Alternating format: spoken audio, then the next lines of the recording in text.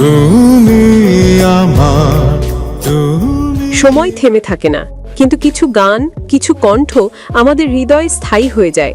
আর সেই কণ্ঠ যখন বিদায় জানায়, তখন সময়ও যেন কিছুক্ষণের জন্য থেমে যায়। 2003 সাল বাংলা ব্যান্ড সঙ্গীতের স্বর্ণযুগে তরুণদের হৃদয় জায়গা করে নেয় এক গান, প্রাকৃতিক। গেয়েছিলেন জন কবির ও তাহসান খান, ব্যান্ড ব্ল্যাকের হয়ে। সময় পেরিয়েছে 22 বছর। তাহসান খান হয়েছেন একা পথ চলার নাম। গায়ক, অভিনেতা, শিক্ষক, নানা পরিচয় মানুষটি থেকে গেছেন আলোচনায়। সেপ্টেম্বরের এক সাক্ষাৎকারে তিনি জানিয়ে দেন, সঙ্গীত জীবনের ইতি টানছেন তিনি।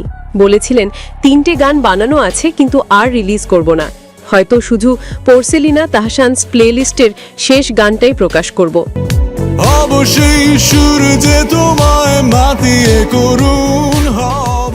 তারপর শেষ। 18ই অক্টোবর তাহসানের জন্মদিনে অবশেষে মুক্তি পেল সেই শেষ গান, প্রাকৃতিক। 2003 সালের সেই গানই ফিরে এলো নতুন সঙ্গীতায়োজনে। এবার এককভাবে গিয়েছেন তাহসান খান। আগের সুর ও কথাকে রেখেছেন অক্ষুণ্ণ, কিন্তু যোগ করেছেন আধুনিক যন্ত্র সঙ্গীত, দারুণ সাউন্ড ডিজাইন।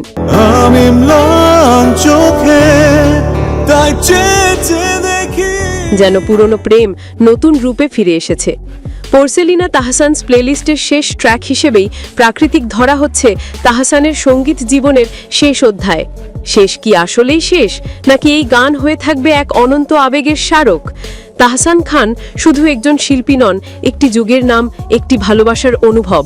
প্রাকৃতিক তার গানের জগতে এক শেষ চুমুক, কিন্তু শ্রোতাদের হৃদয়ে তিনি রয়ে যাবেন চিরকাল। ভুলে যাও।